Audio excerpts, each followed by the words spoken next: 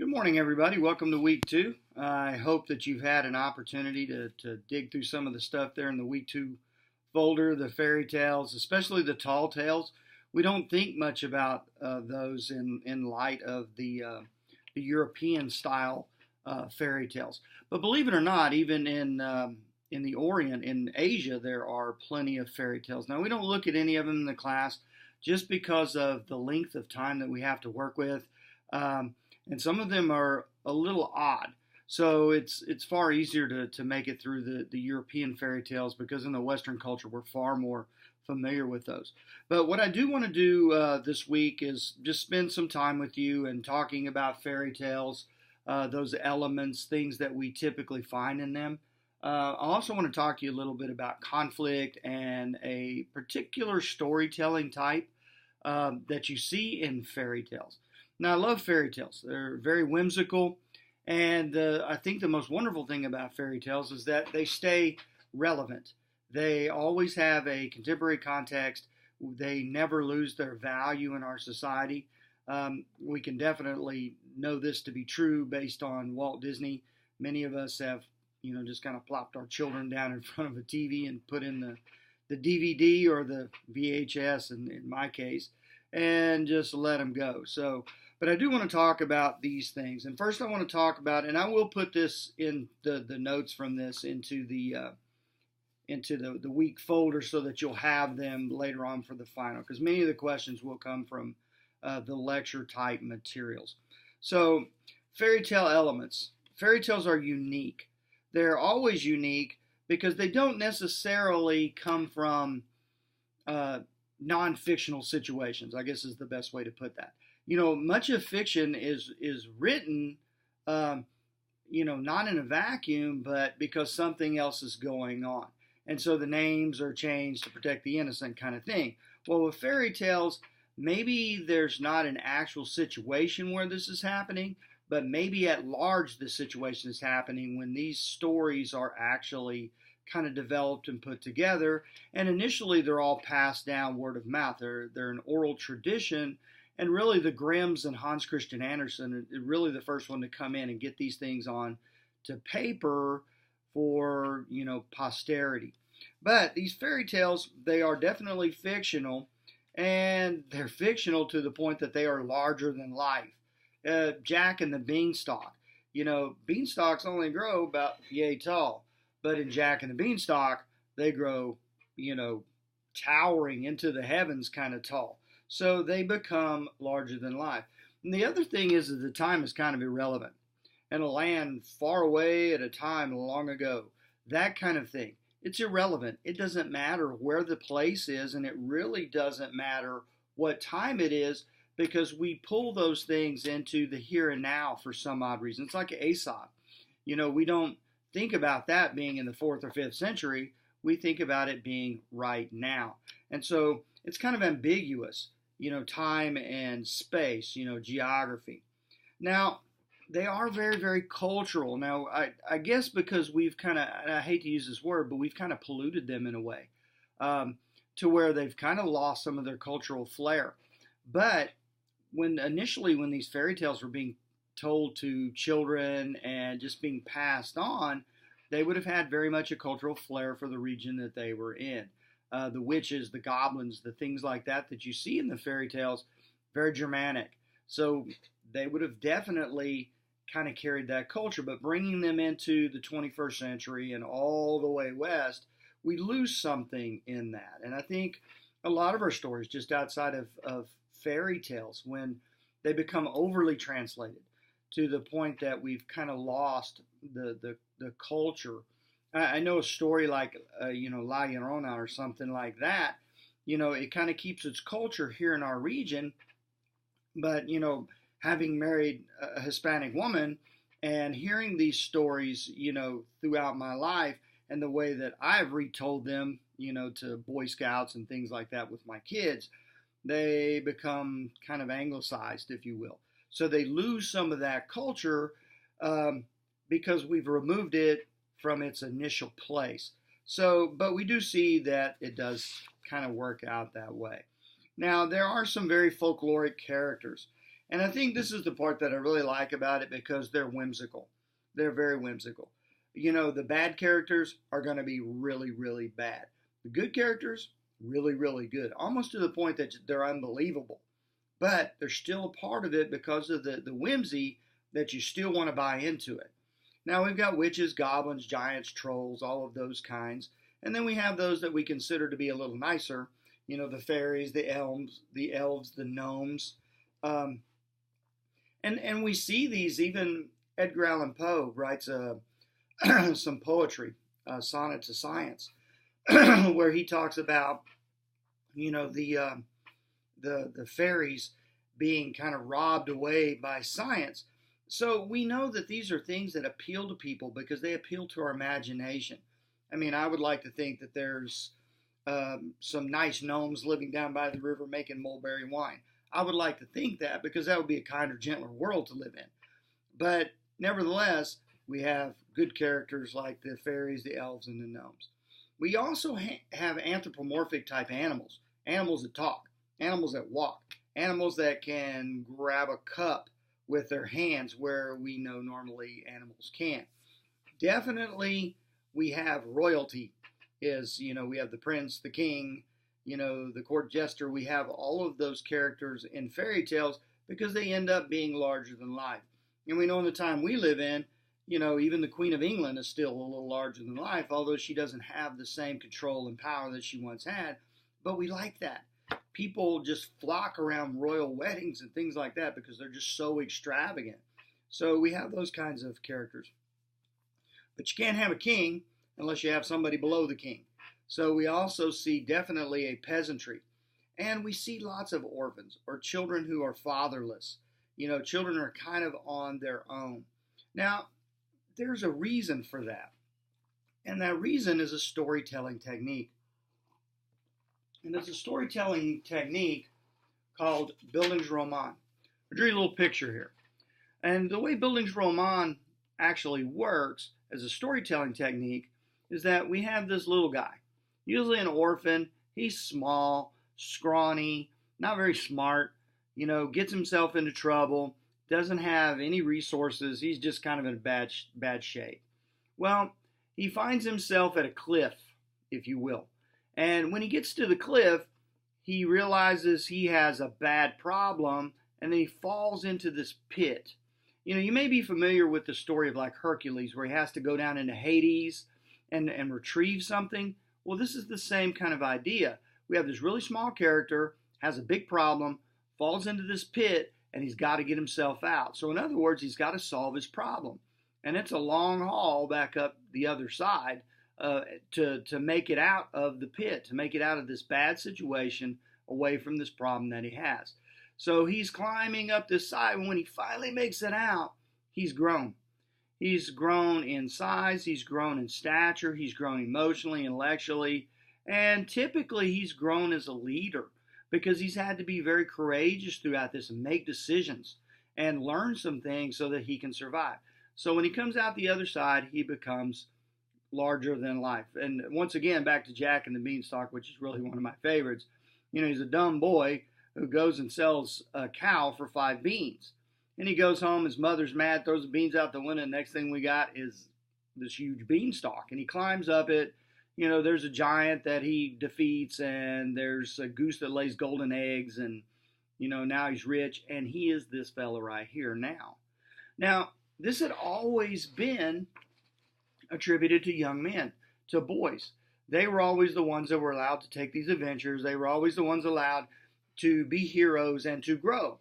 Well, Walt Disney comes on the scene and changes things some. He allows girls into the same model. And we can definitely illustrate this with all of the Disney princesses. They all start out kind of small in stature. You know, they don't have much. You know, think about Cinderella and the evil stepmother and her stepsisters. I mean, she's really, really in a bad spot. But she goes through the same process, loses her shoe, all that kind of good stuff. But when she comes out the top, she is a princess.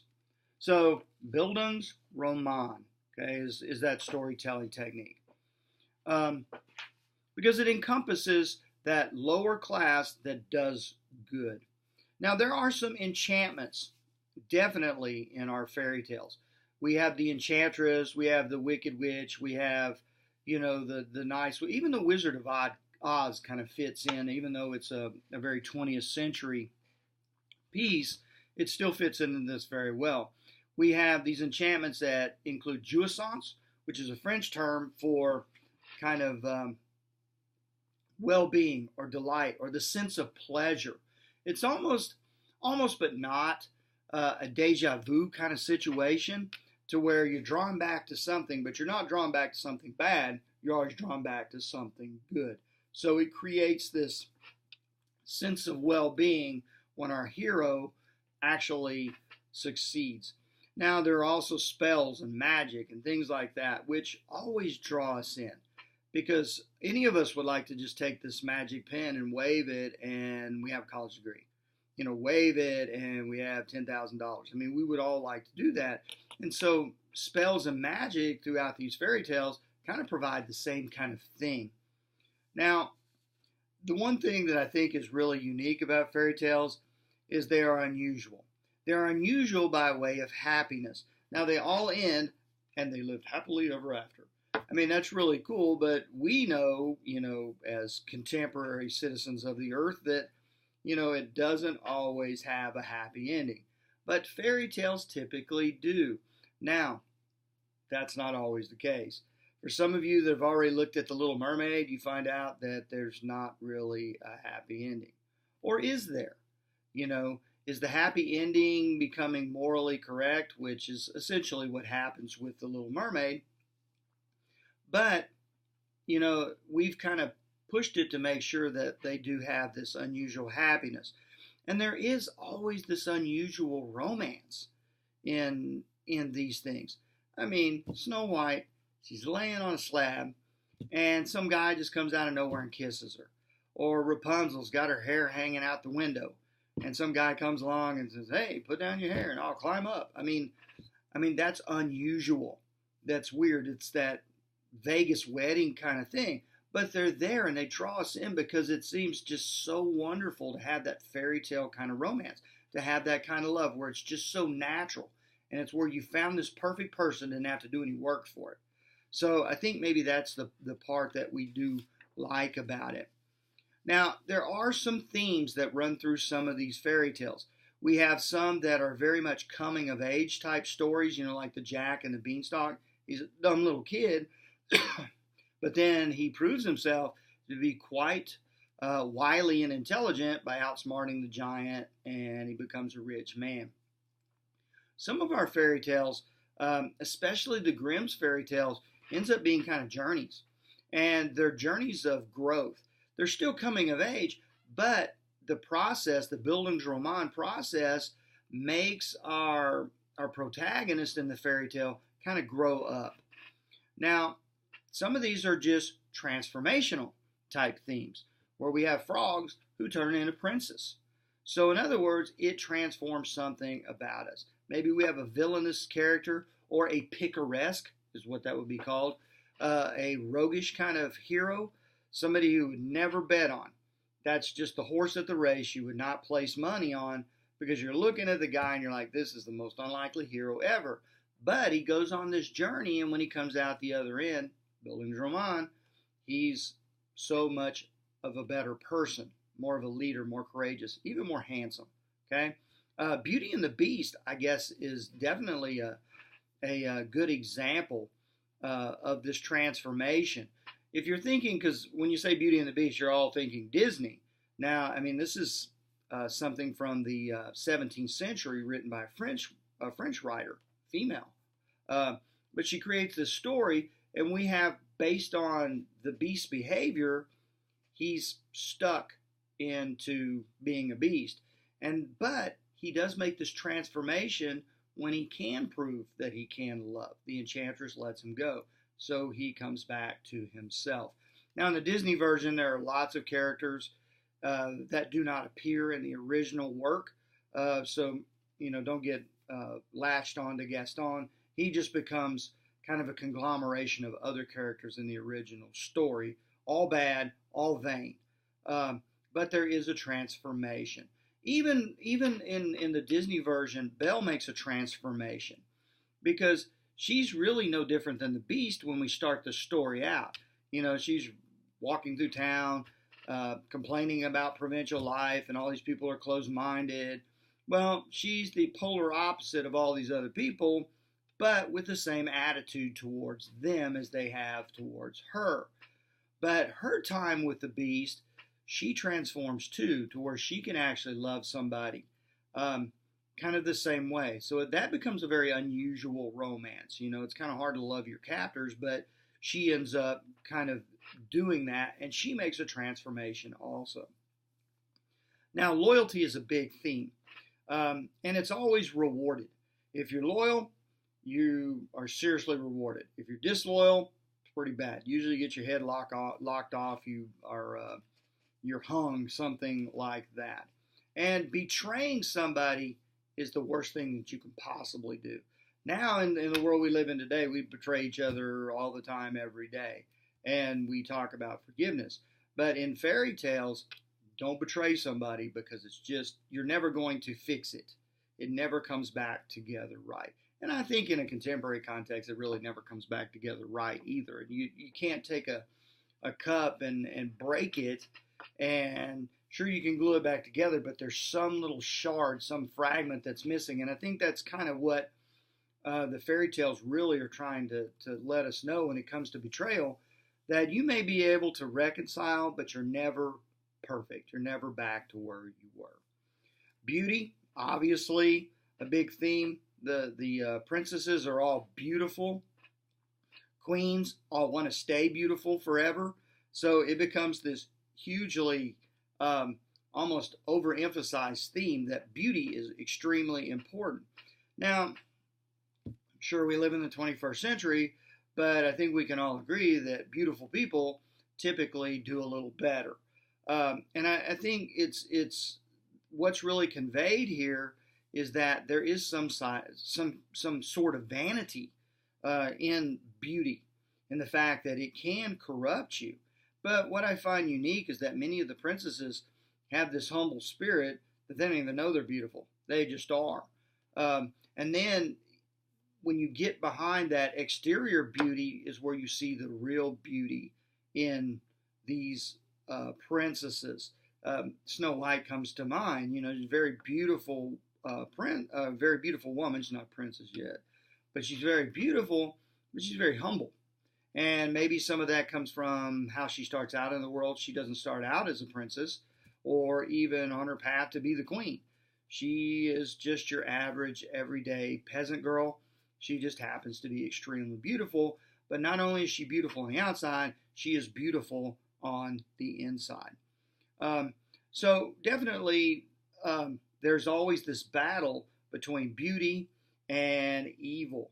And like we see Snow White once again with this, the evil queen, she's beautiful too. She's just older. But there is this fight with vanity. So vanity always comes into place. And as we see, our princesses typically overcome that. There's always a strong sense of justice as a theme. What is the right thing to do? And who should win? So we always see that played out in a theme. Class, the haves and the have-nots, definitely a big theme. And it's overly obvious what class these people come from. In the world we live in today, you can be from the lower class, but if you dress right, you speak right, you carry yourself right, nobody would ever know that. But in our fairy tales, our storytellers want to make sure that we separate these classes so that you can watch them rise. You can watch them move up the chain and overcome. Now, in these themes, there are some universal truths that we just can't deny.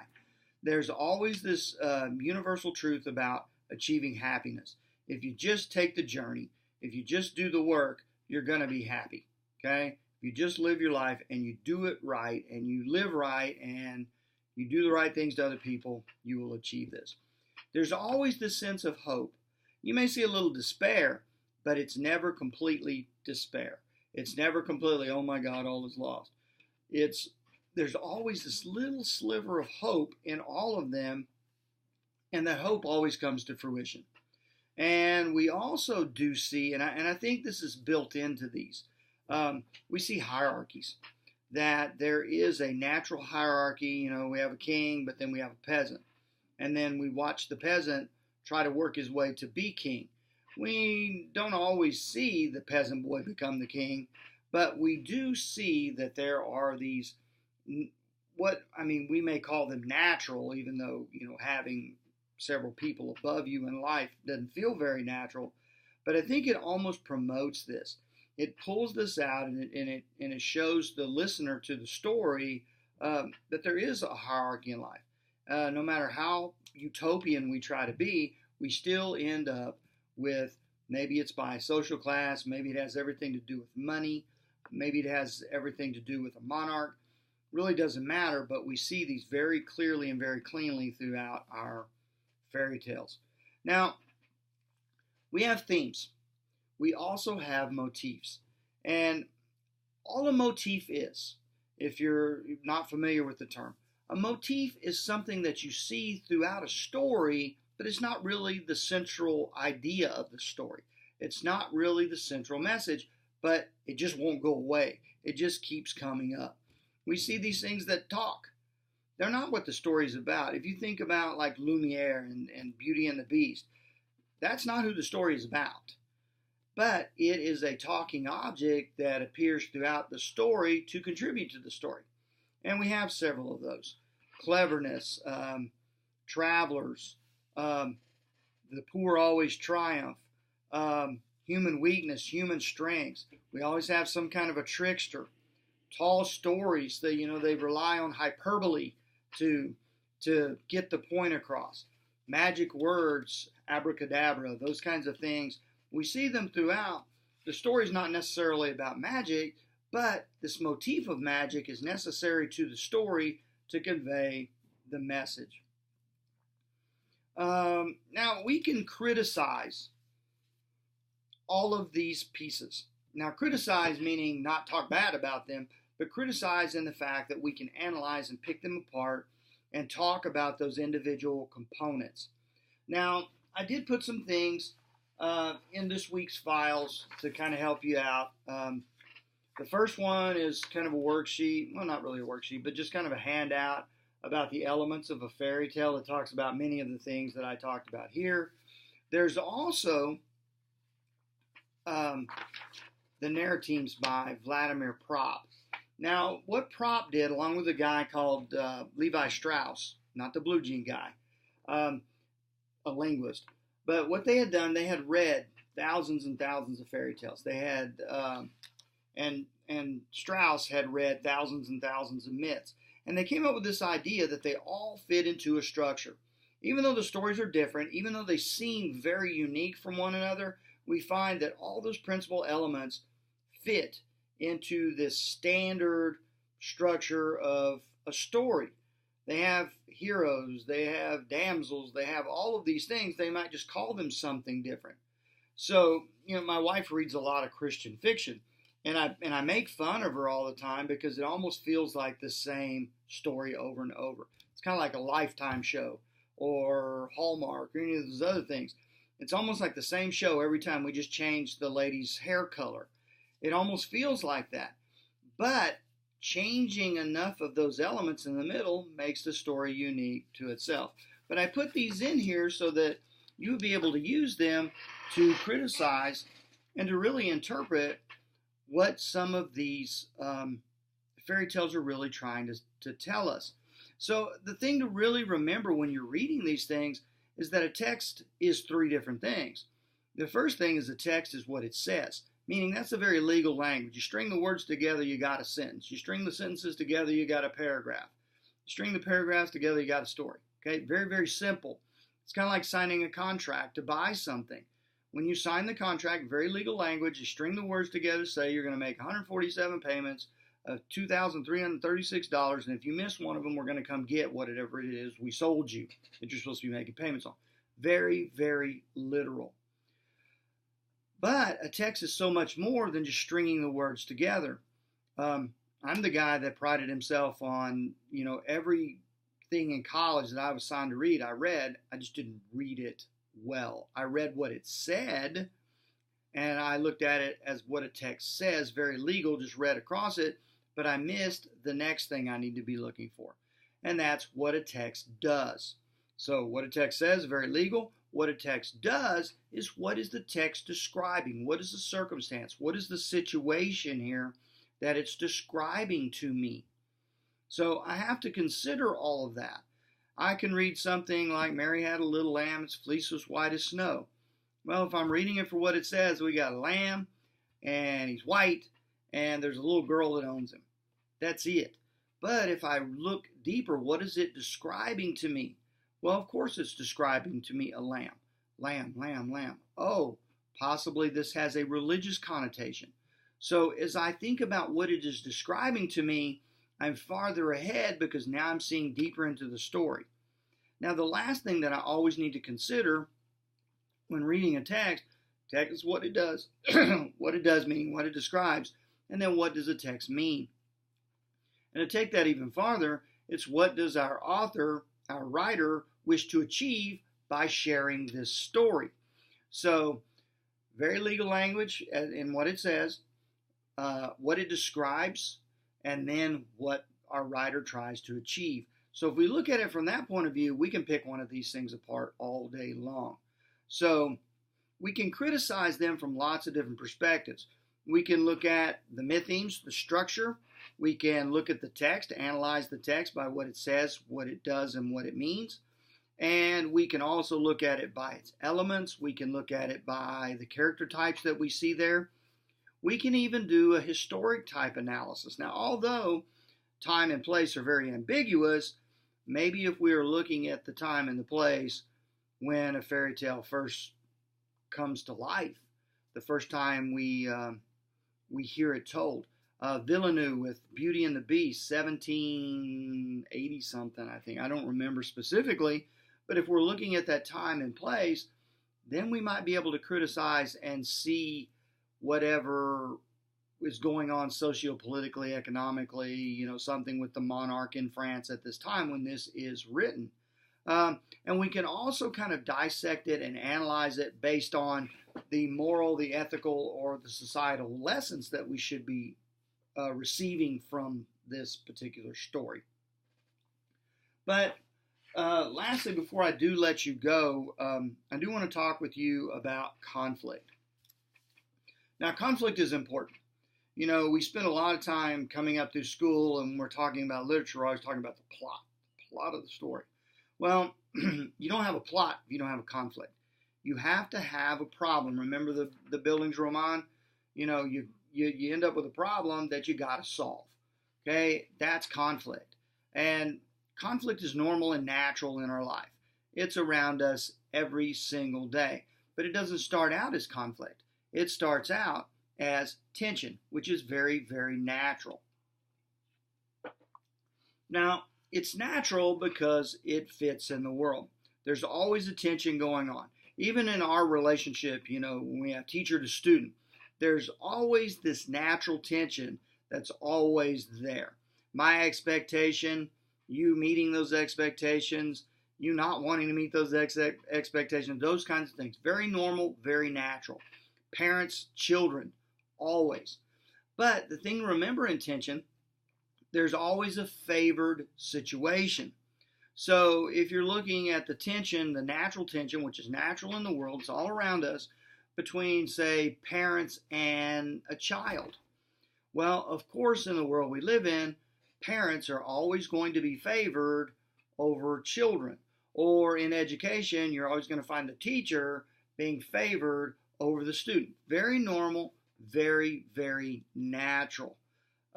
We see it around us everywhere. And even light and dark. Light is always going to be favored over dark. Why? Because scary stuff's in the dark. Things are lurking around the corner. Good and evil. Of course, we like good better than evil because evil will hurt you. Okay? Evil are snakes. They bite you. Okay? So very normal, very natural, but you always have one that is favored over the other. Well, in this natural tension, when we erupt into conflict, is when we disrupt what is normal and natural for tension. So, if we're looking at good and evil, where good is favored over evil, and something happens, some event happens, and now evil is on top, and evil is winning, and good is losing, then we have conflict. Okay? So, thinking about it that way, when we're looking at a story, the way that a story works for us, the storyteller or writer, author, poet is going to bring us into a story somewhere.